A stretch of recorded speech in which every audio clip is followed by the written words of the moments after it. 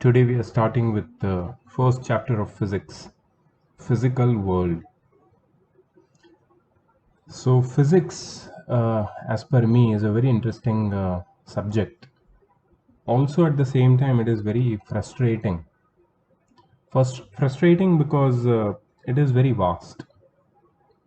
Not as a subject is it is vast. The topics which are included in class 11th and 12th, they are amalgamation of you can say the researches of physics since past 600 years.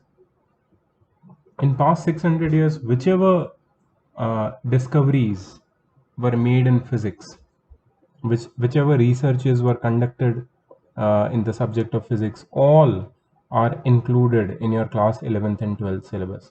So it becomes vast, and then it becomes frustrating because you don't remember many things when the time comes. That is the exam time. So understand that we have 2 years in our hand and we have to finish this huge syllabus, so many topics in detail like depth like anything. I can say the syllabus of CBSE 11th and 12th physics especially is one of the most difficult in the whole world for this particular age group. That is, you can say, high school syllabus, one of the most difficult, because they have included everything. Very few topics are there which have been left, but everything is included. So let's study about what we are going to study in this particular chapter. This is a very basic introductory chapter. Okay, and I'm going to explain in my own words, paragraph by paragraph, that what you can expect from this chapter. And at the end of the chapter, I'm going to give you an assignment so you can write the answers to the questions which are asked. But very basic chapter. Generally, in examination point of view, this chapter you can say is the least important. No questions are asked from this this chapter directly, but you can say that it is, I think, the best chapter to begin physics with. In class 11th, this is the way you should begin physics, because this gives you an overview about what is going to happen in uh, next 2 years with you in physics, what you can expect in physics, right? So that's why I consider this chapter to be important, and only after doing this chapter we can go ahead with physics, so that we exactly know that what to expect from physics. Okay, so let's start. So let us begin by starting with the history of physics. Where did it originate? So it all originated from the curious nature of human beings around about everything around them, right? And that gave the world the word science. The word science was derived from a Latin word called scientia, scientia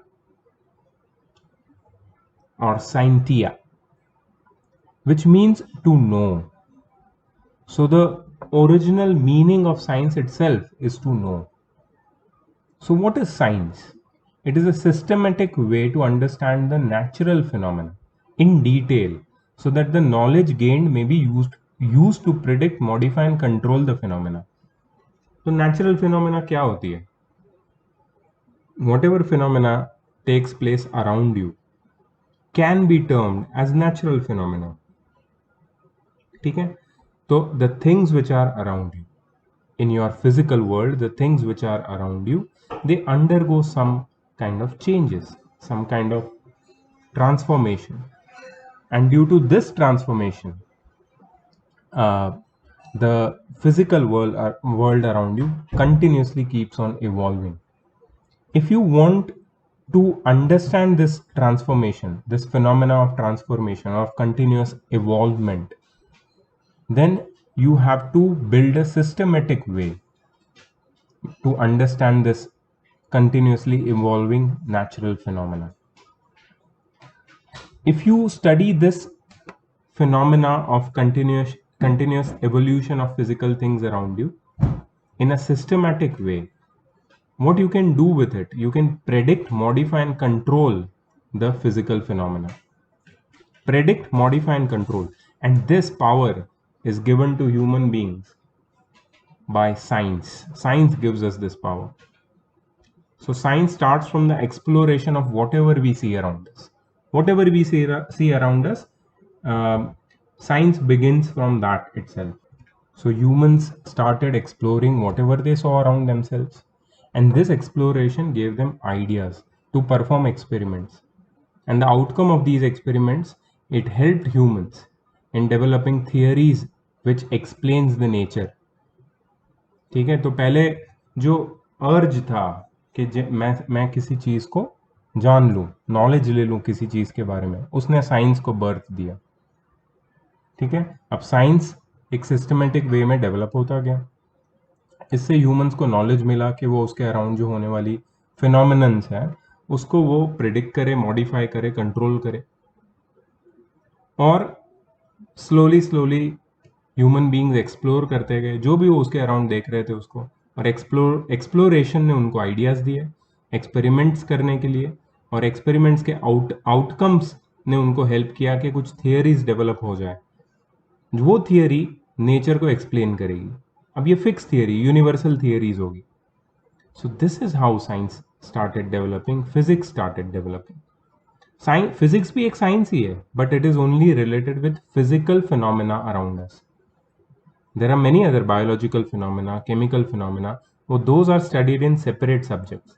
हम सिर्फ physics की बात कर रहे हैं, that is related with physical phenomena around you और the observations of physical environment. तो इसमें मीनिंगफुल पैटर्न मिलती गई नेचुरल फिनोमेना में ह्यूमंस को, और फिर ह्यूमंस ने टूल्स डेवलप किए टू इंटरैक्ट विथ नेचर. ठीक है, मैं वो टूल्स, वो औजार की बात नहीं कर रहा हूँ जिससे हंटिंग करता था ह्यूमन, ये सब बात नहीं कर रहा हूँ मैं. ये बहुत ही you can say evolved human की बात कर रहा हूँ. ठीक है, जिसके पास थिंकिंग कैपेबिलिटी थी, जो सिर्फ हंटिंग और फूड प्रोडक्शन सिर्फ उसमें इंटरेस्टेड नहीं था, सर्वाइवल, वो उससे आगे बढ़ चुका था. अब वो सोसाइटी में रह रहा था, अब वो अपनी लाइफ और आसान बनाना चाहता था. ठीक है, तो वो वहां से शुरुआत होती है साइंस की. उससे पहले तो सिर्फ सर्वाइवल था, साइंस नहीं था. Earlier progress in the field of science was very limited and slow, but in the middle of 20th century, people from various countries started making significant contributions, leading to rapid growth in the field of science. And today science has completely changed the way we are leading our lives. Right? Chalo, let's begin ahead. The word physics is derived from a Greek word physis, which means nature. Physics का मतलब ही nature होता है. So we can say that physics is a part of natural sciences like geology, chemistry, biology. Defining physics precisely is difficult, but in a broad sense, we can say that physics is the study of basic laws that govern and control the nature and natural phenomena.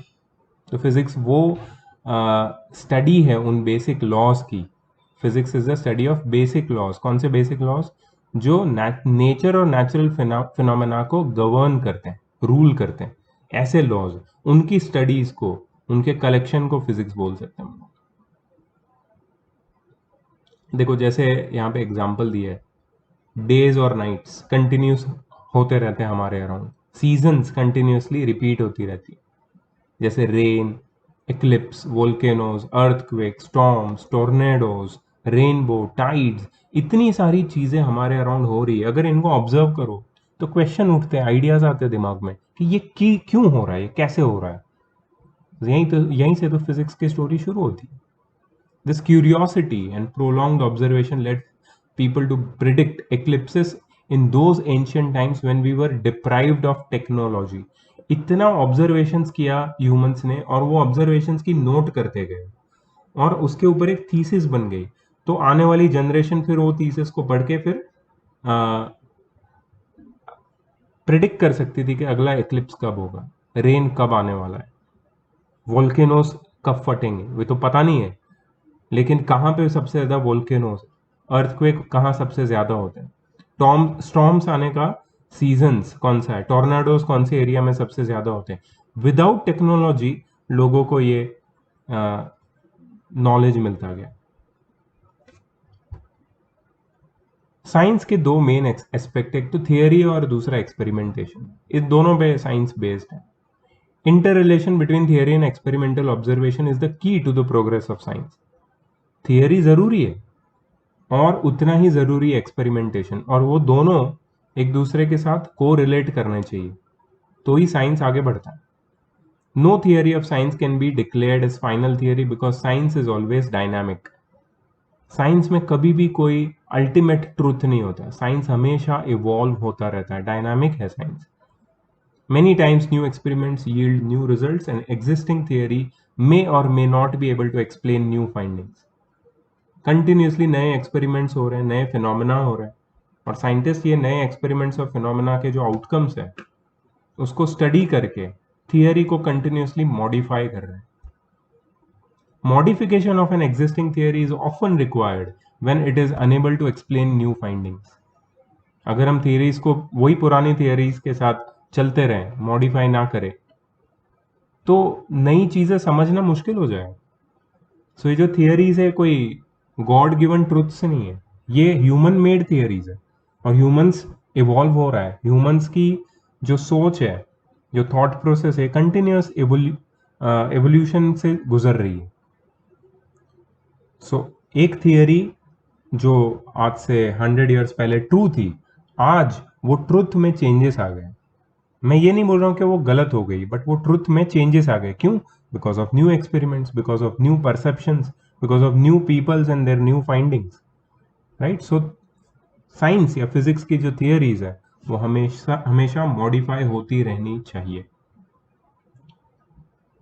Okay but देखो यहाँ पे ये बोला है कि sometimes modification are minor and little changes and additions to the existing theory, but may be enough to include new observations. But sometimes the changes may be drastic, huge changes. Often older theories exist as a special case of new generalized theory. यहाँ पे एक example दिया है, propagation of sound waves in gaseous medium, मतलब gases में sound कैसे travel करता है। तो न्यूटन ने बोला कि साउंड जब गैसेस के थ्रू ट्रैवल करते हैं, ये एक आइसोथर्मल प्रोसेस होता है। आइसोथर्मल मतलब ना तो हीट एब्जॉर्ब होती है ना तो रिलीज होती है। जब साउंड किसी गैस से पास होता है, ना तो हीट एब्जॉर्ब होती है ना तो रिलीज होती है। तुम थर्मोडायनेमिक्स चैप्टर में पढ़ने वाले हो, बट एक्सपेरिमेंट्स ने इसको रॉन्ग प्रूव किया। और दूसरा एक साइंटिस्ट आया न्यूटन के बाद, लैपलेस। लैपलेस ने इसमें करेक्शन किया और उसने बोला कि propagation of sound waves in gaseous medium is adiabatic process, not isothermal. So adiabatic process क्या है, isothermal process क्या है, इसको हम पढ़ने वाले हैं thermodynamics चैप्टर में, which is in your second term of 11th class. Experimental results supported Laplace correction. तो जब एक्सपेरिमेंट्स किए गए तो न्यूटन का जो थियरी था वो गलत निकला और लैप्लेस का थियरी करेक्ट निकला। Nicolaus Copernicus, he proposed a theory that sun is at the center and planets are moving around the sun in circular orbits.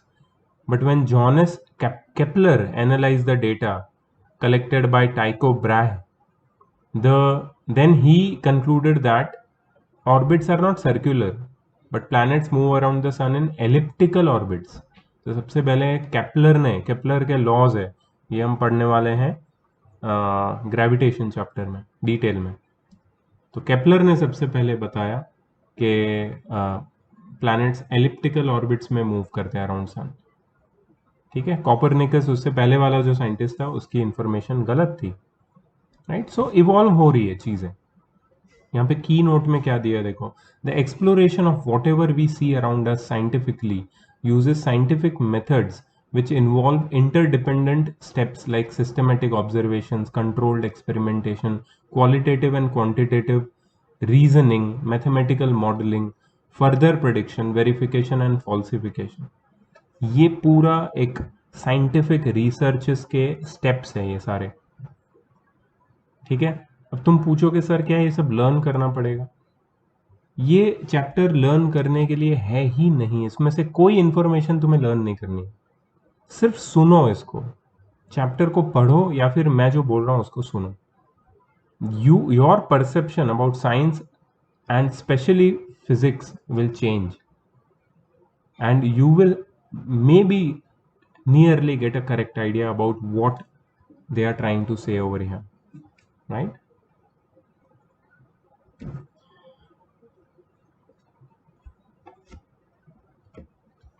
This is an interesting fact given over here. So Ptolemy, this is how you pronounce it, Ptolemy. Ptolemy was a Greek astronomer and physicist.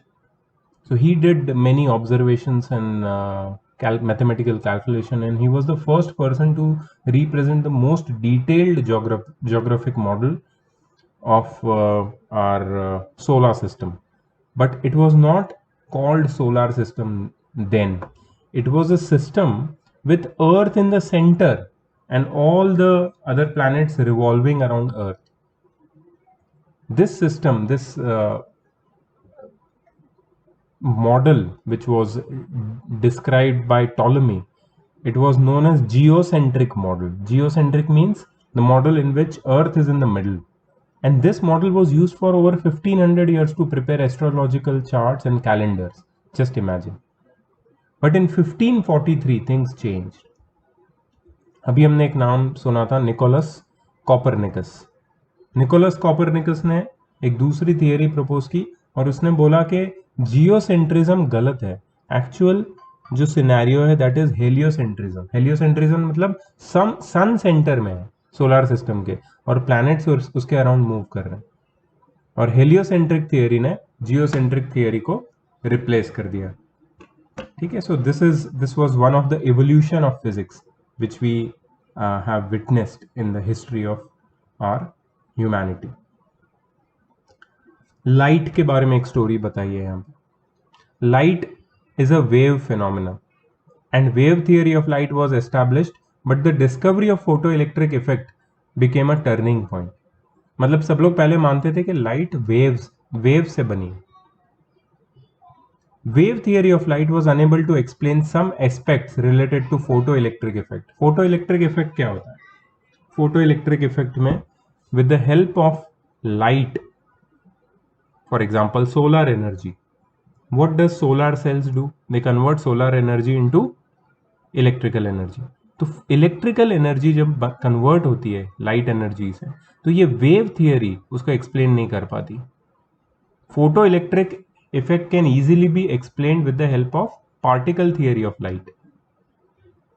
Einstein explained photoelectric effect on the basis of particle theory of light, and finally dual character of light was established. तो फिर ये माना गया कि light wave भी है और particle भी है, दोनों है एक साथ. इनफैक्ट हर मैटर वेव भी है और पार्टिकल भी है. और ये इतना ग्राउंड ब्रेकिंग थियरी था जो अभी भी हम मान रहे हैं. अभी भी इस पे साइंटिस्ट रिसर्च कर रहे हैं. It is still not established light क्या है. वो वेव भी है इन सर्टेन इंस्टेंसेस और वो पार्टिकल भी है.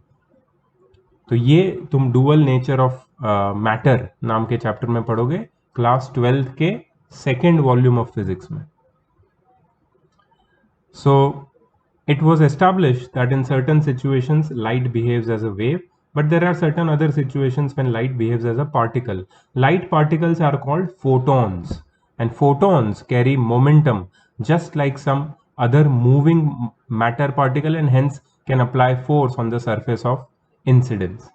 तो जो लोग मानते हैं कि लाइट पार्टिकल से बना है, वो लोग ने डिस्कवर किया कि उसमें फोटॉन्स है जो एनर्जी कैरी करते हैं. एक साइंटिस्ट था डे ब्रोगली. डे ब्रोगली ने ये concept of duality of matter पे पूरा रिसर्च किया. मतलब उसने बोला कि सिर्फ लाइट डुअल नेचर नहीं एग्जिबिट करता है, matter as it is dual nature exhibit करता है.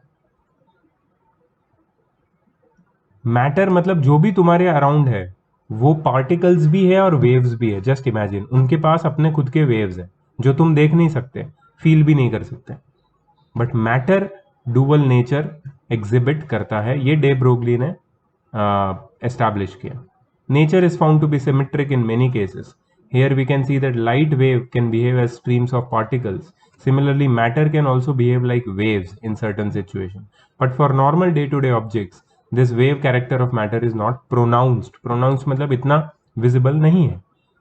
Wave character of matter becomes more significant when we talk about atoms, molecules, subatomic particles, and so on.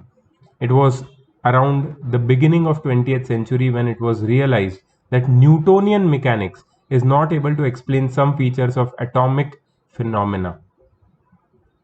तो ये जो फिजिक्स है ना उसके एक्चुअली उसका इवोल्यूशन बहुत इंटरेस्टिंग है. सो एक तो जो न्यूटोनियन मैकेनिक्स या न्यूटोनियन फिजिक्स जिसको बोलते हैं, जिसको क्लासिकल फिजिक्स भी बोलते हैं, which begin from let's say around 14th century. Actually बहुत पहले से शुरू हो चुका था, बट 14th सेंचुरी में उसने मोमेंटम गेन किया with Newton around, because he established many things. As time passed and as 20th century was near, इतनी सारी चीजें चेंज हुई और एटम की डिस्कवरी और एटम के सब एटॉमिक पार्टिकल्स की डिस्कवरी के बाद चीजें बहुत चेंज हो गई.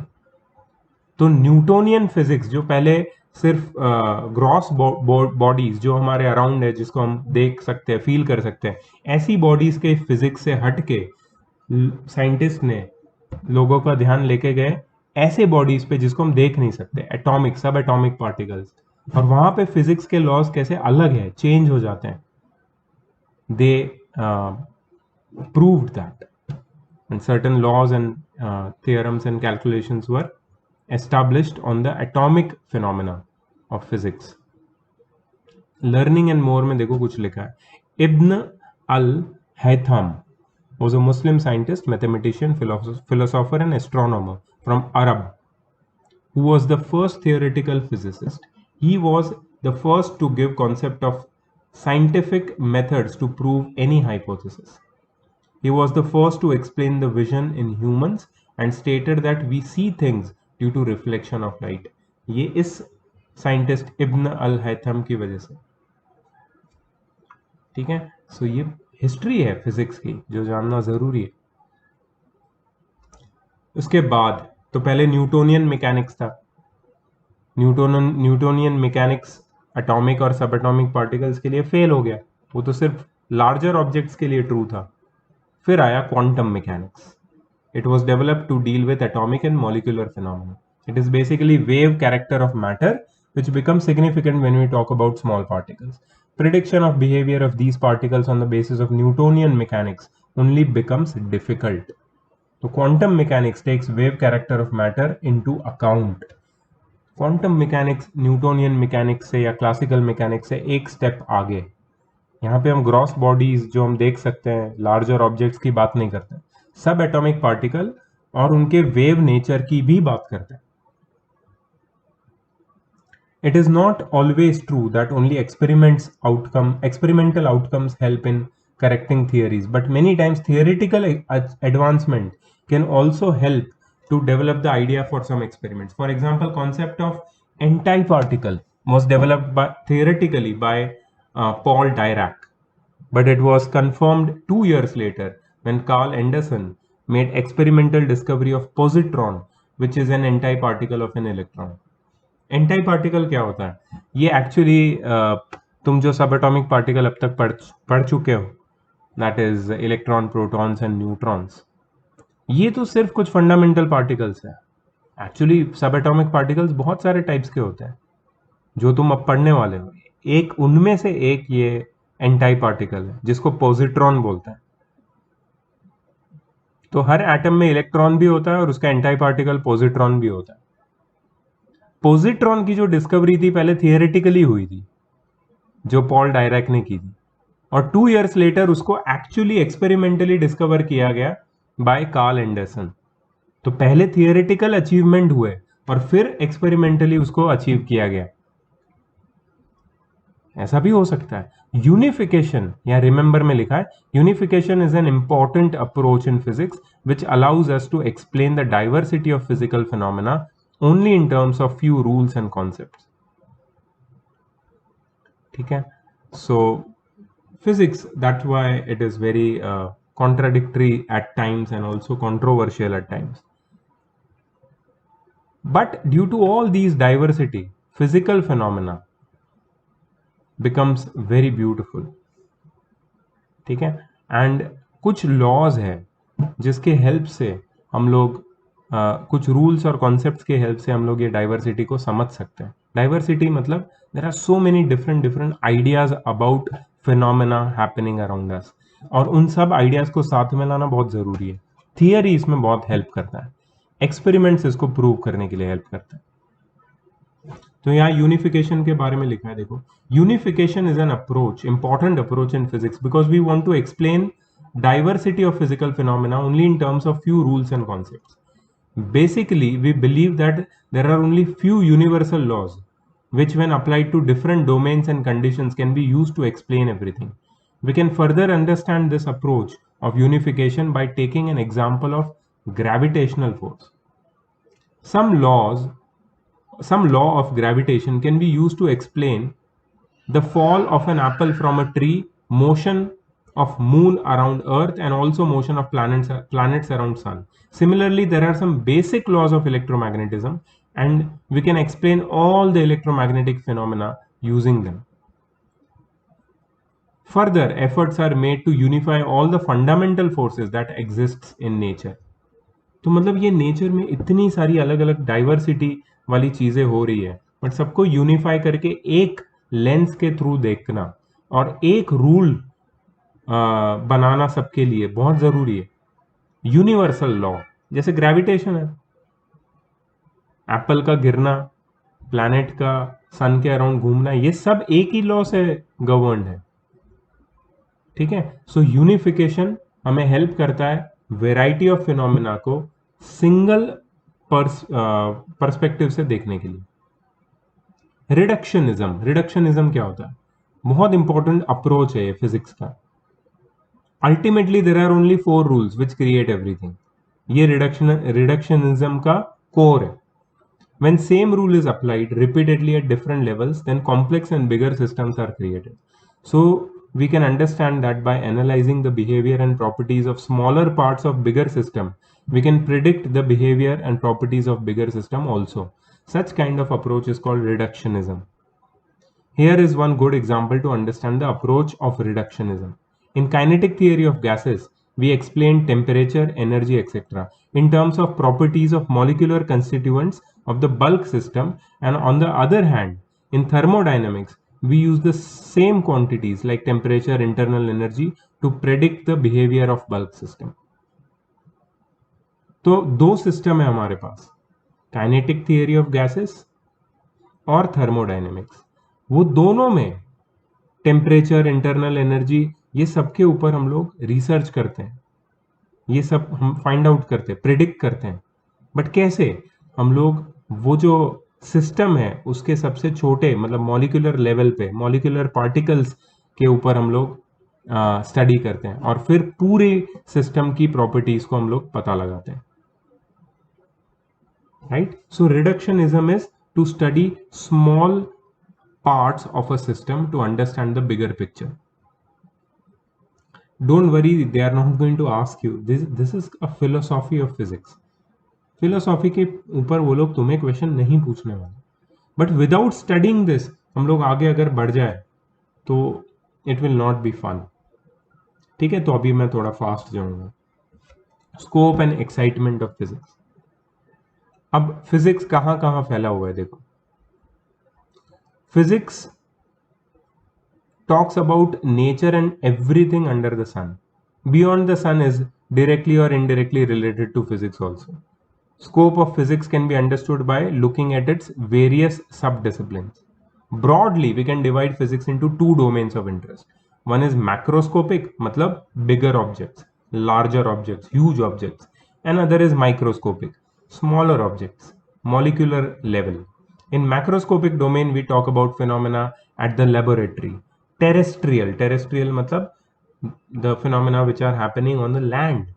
And astronomical matlab planets, space. However, in microscopic domain, we talk about atoms, molecule, and nuclear processes. Just imagine the range of physics. Physics is expanded from bodies as large as planets and sun to bodies as small as molecules and nucleus. ये पूरा range है physics का. Macroscopic phenomena are studied in classical physics. Classical physics include subjects like mechanics, thermodynamics, optics and electromagnetism. Mechanics तुमने पढ़ा है already 9th और 10th में, जिसमें मोशन होता है. ठीक है, मोशन में क्या क्या होता है? Distance, displacement, speed, velocity, acceleration, retardation, right? ये सब मोशन में आता है. फिर आता है फोर्स, मतलब जो कॉज मोशन प्रोड्यूस करती है वो. उसमें हमने क्या क्या पढ़ा है? Momentum, force, inertia, right? ये सारी चीजें हमने पढ़ी. उसके बाद आता है ग्रेविटी, ग्रेविटेशन. ये भी मैकेनिक्स का पार्ट है, मैकेनिक्स का लास्ट पार्ट हम बोल सकते हैं. ठीक है, फिर दूसरे मैकेनिक्स के एस्पेक्ट्स है, जैसे बोयंट लॉ है, बोयंट फोर्स, फिर प्रेशर और ये सारी चीज़ें. एटमॉस्फेरिक प्रेशर इसमें आ गया. ठीक है, सब मैकेनिक्स का हिस्सा है. फिर थर्मोडायनेमिक्स आता है. Thermodynamics relates with is a topic related to heat. Heat की और एनर्जी की स्टडी को थर्मोडायनेमिक्स बोलता है. ऑप्टिक्स, लाइट से रिलेटेड जितनी भी स्टडी है उसको ऑप्टिक्स में डालते हैं. और इलेक्ट्रोमैग्नेटिज्म, इसमें charges, electric current, magnetism, electricity due to magnetism, ये सब कुछ इलेक्ट्रोमैग्नेटिज्म में आता है. और ये चारों जो मेन ब्रांचेज है फिजिक्स की, वो क्लासिकल फिजिक्स की ब्रांच है. Mechanics, thermodynamics, optics and electromagnetism. इसमें से बहुत सारी चीजें तुमने 9th और 10th में पढ़ ली है, 8, 9, 10th में बोल सकते हैं. और बहुत सारी चीजें, मतलब मैं बोल रहा हूं कि तुमने 9th और 10th में सिर्फ 10% पढ़ा है. ये सारा क्लासिकल फिजिक्स 11th और 12th में रिपीट होगा, और 11th और 12th में बाकी का 90% तुम पढ़ने वाले हो. Just imagine the vastness of the subject. ठीक है, ये बात करनी बहुत जरूरी है. मैं तुम्हें अंधेरे में नहीं रखना चाहता about what is going to come.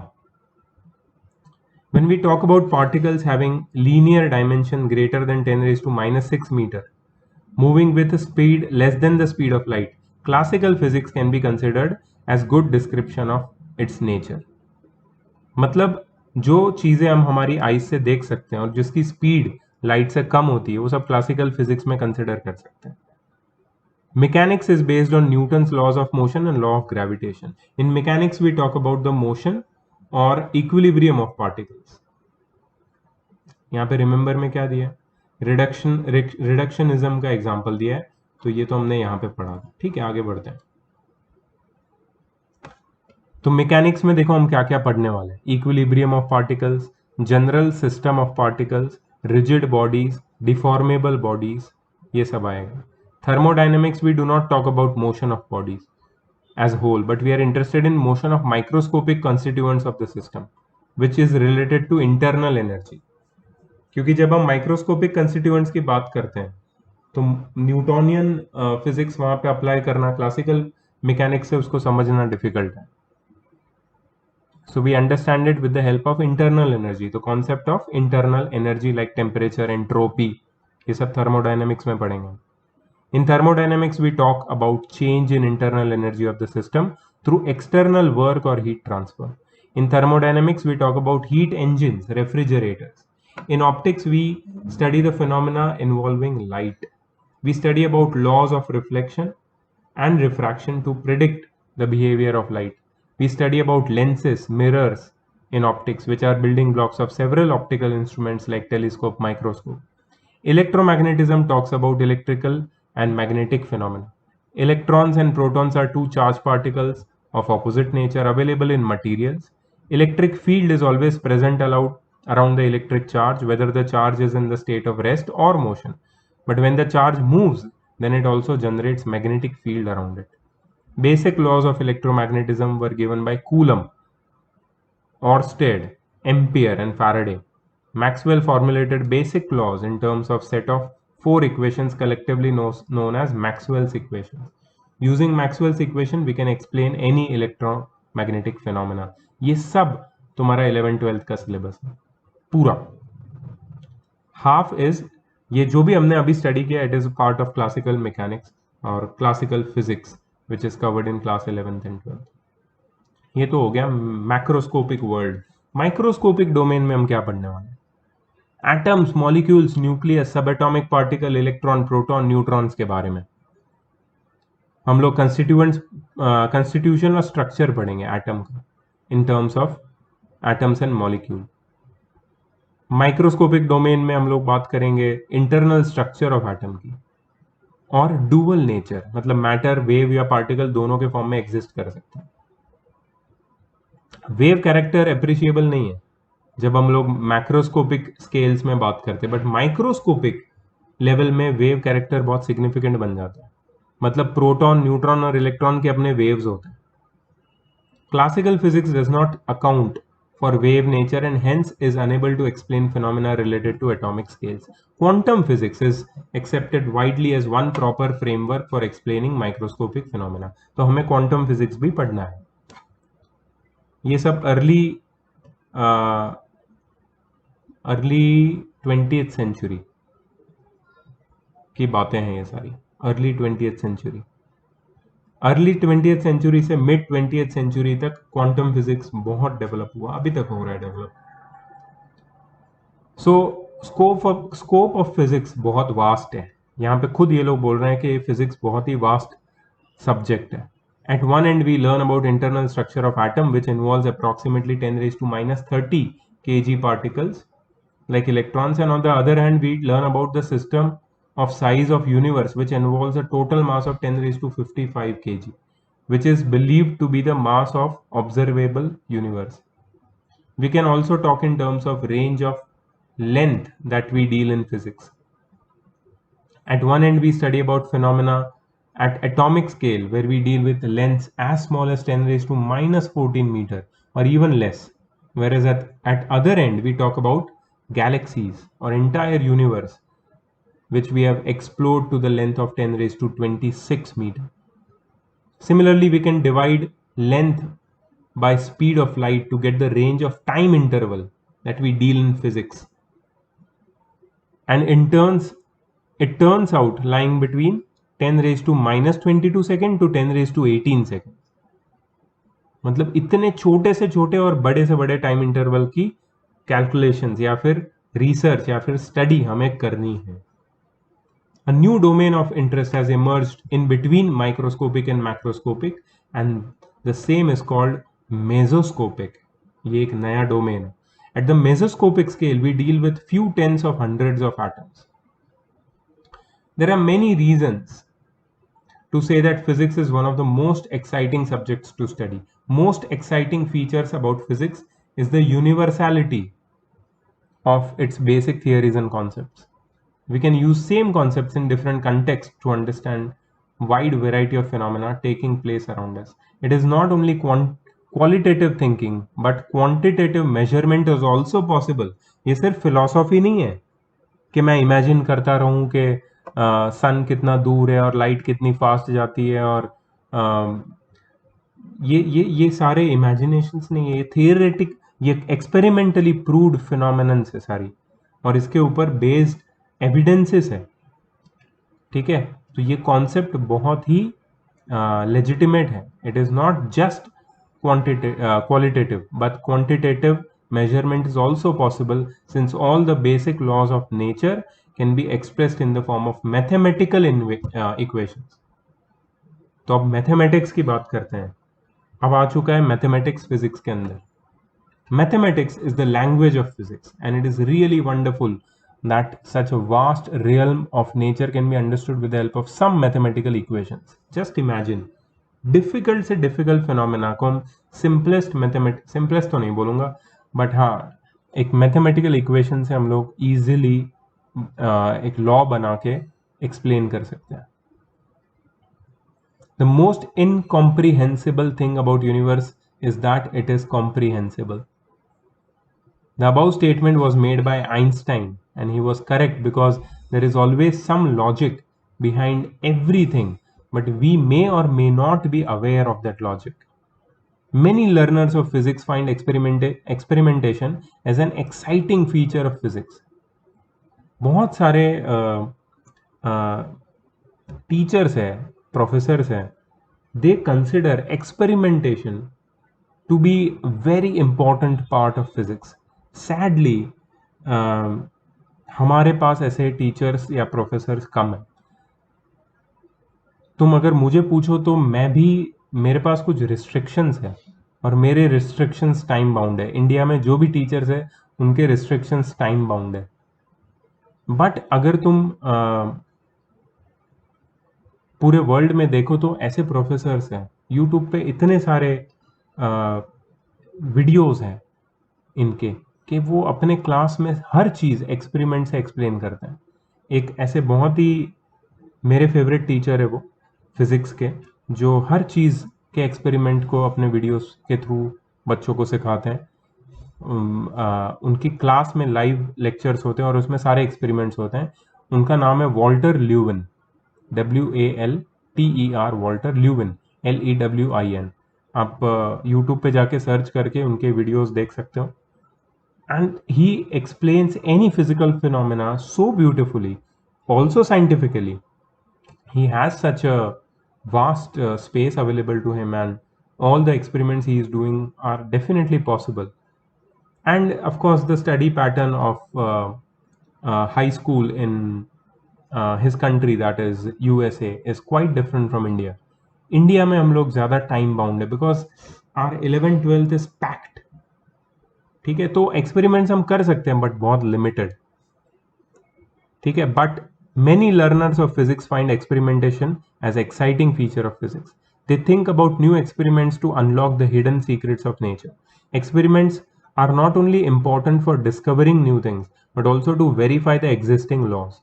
Regarding his proposed theories, Einstein said, "No number of experiments can prove me right. A single experiment can prove me wrong."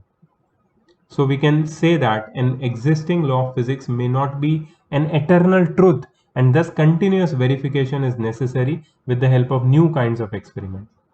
For example, Newton's laws of motion failed to agree with particles moving with the speed of light, and it was discovered on the basis of experiments.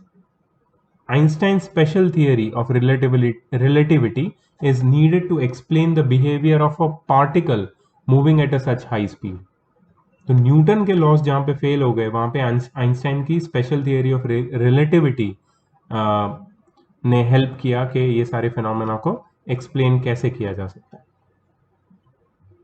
Another exciting area of interest is applied physics. In this field, we apply physical laws to make devices which are important and useful to humans, but it requires a lot of ingenuity and persistence of efforts. Just take an example of a washing machine. So applied physics is, you can say, very, very close to engineering.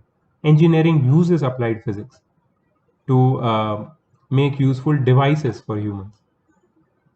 Washing machine एक example है applied physics का. At early stage, washing machines were developed as an electromechanical devices, and human intervention was required to finish the task. But with the advancement of technology, people are able to develop fully automatic washing machines which require minimum human intervention. It is the hard work of people that today we are trying to build a driverless car. There is no limit to the progress, and so there is no limit to the excitements of physics. So everybody knows about Elon Musk. So आजकल के जो बच्चे हैं जो scientific attitude रखते हैं, they have quite a good amount of fascination towards Elon Musk and his company Tesla, and the idea about driverless car and their space mission SpaceX. It's very good. It's amazing to see his job, but try to understand that his journey is really long, and he did not reach to the stage at which he is right now just like that. He did a lot of hard work. Lot of hard work. वैसे ही तुम्हारे life में एक चीज़ मैं बताता हूँ कि if you want to reach at that level and do something in related to science, maybe you need that kind of persistence and patience. तब जाके तुम उस लेवल पे सोच सकते हो जहाँ पे एलोन मस्क आज पहुंचा है. So it is very important to understand कि ये जो 2 साल है 11th-12th, इसमें इतना नॉलेज तुम्हें दिया जाएगा, लिटरली तुम्हारे अंदर वो नॉलेज ठूसा जाएगा. कभी कभी तुम बोलोगे बस हो गया यार, give me some time, give me some break to think about what I have studied, but नहीं मिलेगी ब्रेक, राइट. एंड स्पेसिफिकली जो लोग कॉम्पिटिटिव एग्जाम्स की तैयारी करना चाहते हैं आगे, उनके लिए और टफ है मामला. मैंने बहुत सारे बच्चों को, मेरे स्टूडेंट्स को देखा है कि they can not clear the competitive exam at the first go, so they take a drop, they study whole syllabus all over again after their boards, and then they appear and they have also cleared into IIT as well as MBBS. ऐसे भी मेरे खुद के students हैं. तो कोई भी चीज़ impossible नहीं होती, बट हर चीज़ को समझने के लिए हर एक ह्यूमन बींग्स को एक टाइम लगता है. We should always respect that. ठीक है, तुम अपने टाइम पे सीखोगे, लेकिन टाइम वेस्ट करना ये बिल्कुल ही अलाउड नहीं है 11th-12th में, खास करके. तो जो लोग अभी ये लेक्चर देख रहे हैं, मुझे सुन रहे हैं, प्लीज ध्यान से समझ लो इसको. Okay, let's go. बहुत लोग शायद बोर हो चुके होंगे, अभी तो बहुत चैप्टर बचा है और मुझे ये सब तुम्हें पढ़ के समझाना है, डिस्कस करना है. बेसिकली हम लोग कुछ इसमें से लर्न नहीं कर रहे हैं, डिस्कशन कर रहे हैं. ये डिस्कशन जरूरी है before we start physics. Let's continue. We know that there are some basic laws in physics, and these laws are universally applicable in many situations. We should understand that any phenomena we observe in nature is complicated manifestation of the basic laws, but in particular context, everything may not be equally important. So to understand the phenomena, we should recognize essential features first. In the first go, we can neglect the less important features to discover the basic rules, and then we can add further corrections for the refinements in theory. We can take an example of free fall under gravity. Due to attraction of Earth, all the objects near the surface of Earth fall with the same acceleration. Suppose you have to verify this by comparing free fall of two objects. One object is feather and the other is small stone. But in this case, you will find that feather is taking more time than a stone to fall through the same height. Here we need to understand that presence of air resistance is complicating the situation of free fall. Air resistance in case of feather is significant, and hence it also affects its motion. If we can create a long evacuated tube so that there is no air resistance, and inside that tube, if we can drop feather and stone, they both will take the same time to fall through the same height. It is not practical to consider all complexities in one go. As next step, we can study about air resistance to implement it along with gravity, so that theory of free fall may be used in more realistic situation. Hence, we get to know that by separating important features of phenomena from less important features, we can easily understand the phenomena and can manage the complexities involved in. तो बहुत ही अच्छे से समझा है कि अगर तुम्हें gravity को समझना है तो तुम्हें पहले एयर रेजिस्टेंस को उससे अलग करके देखना पड़ेगा. ठीक है, अगर एयर रेजिस्टेंस और ग्रेविटी दोनों को मिक्स करके समझने की कोशिश की फेदर के एग्जांपल में, तो तुम कॉम्प्लिकेट हो जाओगे. फिर तुम्हें ना तो एयर रेजिस्टेंस ठीक से समझ में आएगा, ना तो ग्रेविटी ठीक से समझ में आएगी. So we must rectify and we must reduce the idea to a specific content, और फिर उसके ऊपर फोकस करके उसके ऊपर हमें रिसर्च करके समझना है उसको अच्छे से. Physics, technology and society. Knowledge of physics gives rise to technology, and the technology is supposed to be used for the benefit and development of society. Apart from few bad examples like atom bomb, technology has always helped in improving human life. Today we are witnessing the era of high technology, and we should know that any field of science and technology cannot sustain and make progress without using established concept and laws of physics. Need is mother of invention, and it can be easily understood. At the early stage of human civilization, traveling from one place to another was very difficult and time consuming. People were using animals to commute from one place to other. Invention of wheel was the first major step to improve the traveling, but still animals were used to pull the carts with wheels. People were still not satisfied with the results and slowly realized that need of some machine to help move the vehicle with faster speeds and reliability. Heat engine बनाए गए thermodynamics के help से, steam engine, ठीक है। Laws of thermodynamic को develop किया, steam engine बना England में 18th सेंचुरी में, और रेलवे शुरू हो गए। This development triggered industrial revolution in England and greatly affected human civilization. Today we have all kinds of vehicles which can move on road, water and air. Today we have supersonic planes which can move with greater speed than that of sound. No one can deny the positive effects of reduced travel time on the human society. एक example था कि physics ने कैसे technology को improve किया और technology के advancement से कैसे सोसाइटी को हेल्प हुआ। अल्बर्ट आइंस्टाइन के बारे में कुछ यहाँ पे छोटा सा एक आर्टिकल लिखा है। He was a theoretical physicist born in Ulm, Germany in 1879. He is known as the greatest physicist of all time for his remarkable works in physics.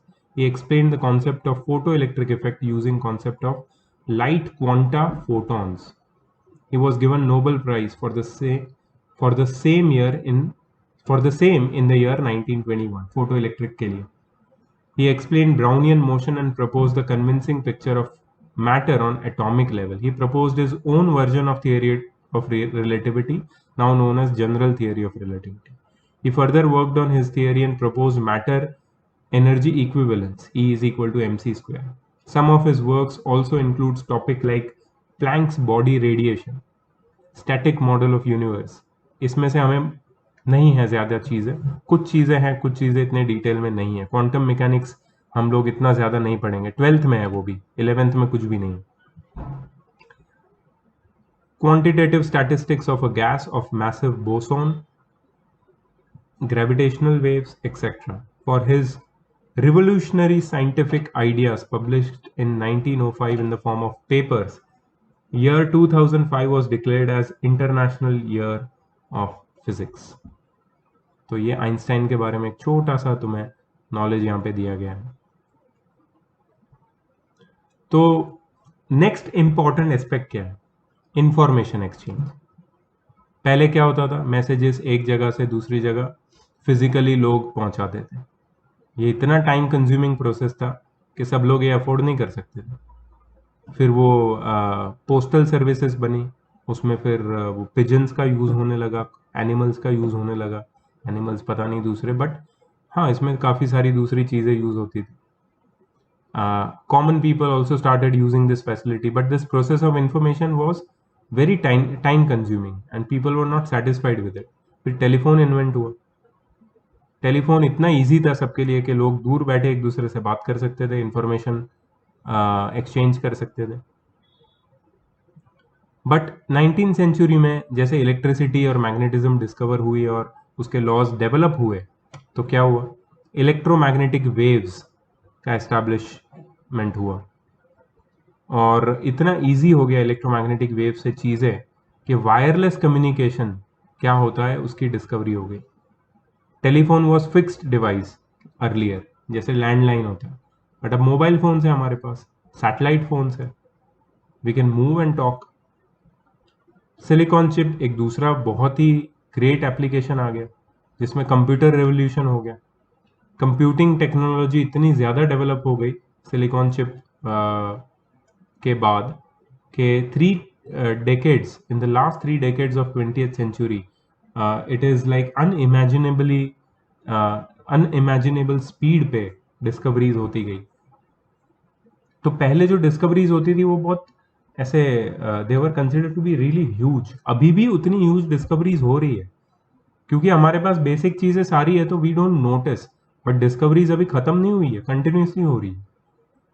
You can Google top 100 things discovered in 21st century, ऐसा करके कुछ Google करो तो तुम्हें पूरा list मिलेगा, and you will know how important things were discovered, right. Rutherford ने 1933 में एक आइडिया था जिससे एटम से एनर्जी प्रोड्यूस कर सकते हैं, उसको रिजेक्ट कर दिया था. रदरफोर्ड वही है जिसने न्यूट्रॉन्स की डिस्कवरी की, न्यूक्लियस की डिस्कवरी की. बट 1938 में हैन एंड मेटनर, ये दोनों साइंटिस्ट ने neutron induced fission of uranium को डिस्कवर किया, और उन्होंने ये प्रूव किया कि एटम्स के पार्टिकल्स से भी हम एनर्जी निकाल सकते हैं. So nuclear power reactors, nuclear weapons are based on this theory. Still, it is not very easy to handle nuclear power reactor, and we are still using fossil fuels. But this is a very prospective, dream of the whole world के nuclear power को अगर efficiently use कर पाए तो हमारा बहुत सारा power issues खत्म हो जाएगा. फॉसिल फ्यूल बहुत लिमिटेड है, वो तो जल्दी खत्म हो जाएंगे, ये हमने पढ़ा हुआ है पहले. ठीक है, तो ये जो प्रोग्रेस है to develop in exhaustible source of energy, ये काफ़ी अब लोग इसको प्रेफर कर रहे हैं, solar energy, wind energy, geothermal energy के फॉर्म में. So they are all use to produce electricity, but still a lot of scope is there for further improvement. सो हम ये समझ रहे हैं कि फिजिक्स, टेक्नोलॉजी और सोसाइटी के बीच में क्या कनेक्शन है. Physics is the study of nature and natural phenomena based on observation, experimentation and analysis. Physicists try to discover basic rules and laws which govern the natural world. To start with physics, we must have an idea of fundamental forces existing in our nature. ये देखो, physics and technology. तो कौन सी technology किस scientific principle पे based है, वो यहाँ पे वो लोग ने एक लिस्ट में बताया. You can pause the video and just have a read. It's a very interesting read, this one. Okay, so next is fundamental forces in nature. Now, to understand the scientific concept of force, we need to learn physics, but we already have intuitive notion about force. हम लोग जानते हैं कि force क्या है. Mechanically हमारे surrounding में जो भी ऑब्जेक्ट्स हैं हम उसके ऊपर फोर्स अप्लाई करते हैं, और ये फोर्स हम एक्सपीरियंस भी करते हैं by those objects on us. जब हम वॉक करते हैं स्विमिंग पूल के अंदर, तो वाटर हमारी बॉडी पे फोर्स एक्सर्ट करता है, वाटर के मॉलिक्यूल्स. जब हम लोग विंड में खड़े होते हैं तो विंड हमारे बॉडी पे फोर्स एक्सर्ट करता है, हमको ये फील होता है. फिर प्रेशर के बारे में भी हमने पढ़ा हुआ, लिक्विड और गैसेस प्रेशर एक्सर्ट करते हैं. तुम स्विमिंग करते हो, अंडर वाटर जाते हो, तुम्हारे बॉडी पे लिक्विड प्रेशर एक्सर्ट करता है. तो मैकेनिक्स में जो फोर्स है वो बहुत ही, you can say it is very, the idea about force is very limited, because it is that kind of force which we experience as humans. ठीक है, but there are many other things which are experiencing force around us. और यहाँ पे बोला है, just watch yourself that you move different objects including your own bodies in complicated fashion to live your daily life by applying required force in a particular way. In later chapters of mechanics, we shall learn about the science behind all these phenomena. In subsequent chapters, we shall learn about several types of forces, जैसे contact force है, normal reaction force है, frictional force है, tension force है, force of gravitation है, buoyant force है, viscosity का force है, force due to pressure applied by liquid and gases है, electromagnetic forces है, nuclear forces है. Around 20th century, it was realized that there are only some fundamental forces in nature, and the rest of the forces can be explained in terms of these fundamental forces only. In this chapter, we shall not discuss about exact quantitative description of these forces. These forces are introduced briefly in this chapter. According to present stage of our understanding, there are only 4 fundamental forces in nature and the same are described here. यहाँ पे एक box में दिया है, it is believed that gravitational force arises due to exchange of particles known as graviton between objects. For graviton, charge is 0, mass is 0 and spin is 2. Gravitational force is very weak and due to this fact, no experimental evidence of this particle called graviton. तो ये सिर्फ एक theoretical particle. तो ये 4 type के जो forces है वो कौन से? एक तो है ग्रेविटेशनल फोर्स. हमारे अराउंड जो भी चीज़ें हैं वो मैटर से बनी है और मैटर है तो हर एक मैटर के पास मास होता है जो सबसे इंपॉर्टेंट कैरेक्टरिस्टिक है मैटर की. Gravitational force is the force of mutual attraction between any two objects due to their masses. बिना मास तो ग्रेविटेशनल फोर्स एग्जिस्ट नहीं करेगा. अगर मास कम होगा तो ग्रेविटेशनल फोर्स बहुत कम हो जाएगा, इतना कम कि हम उसको इग्नोर कर सकते हैं. So in the universe, each body attracts every other body with a force which is directly proportional to the product of their masses and inversely proportional to the square of the distance between them. ये किसने बोला था?